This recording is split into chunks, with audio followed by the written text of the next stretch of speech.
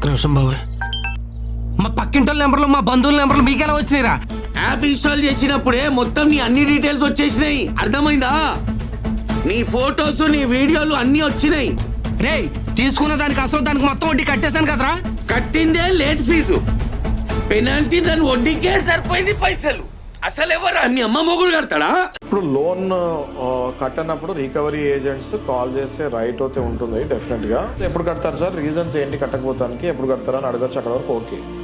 అంతేగాని బూతులు తిడతాము, బంధువుల దగ్గరికి వెళ్ళి అసభ్యంగా ప్రవర్తిస్తాము, ఇలా ఫోటోలు మార్క్ చేసి వేరే వాళ్ళకి పంపిస్తాము, ఇలా భార్య పిల్లలతో అసభ్యంగా మాట్లాడతాము, వీళ్ళ ఇంటి పక్కన వాళ్ళ దగ్గరికి వెళ్ళి ఈయన గురించి తప్పుగా మాట్లాడతాము, ఇవన్నీ చేస్తే గనక ఖచ్చితంగా వాళ్ళ మీద క్రిమినల్ సెక్షన్స్ వేయచ్చు.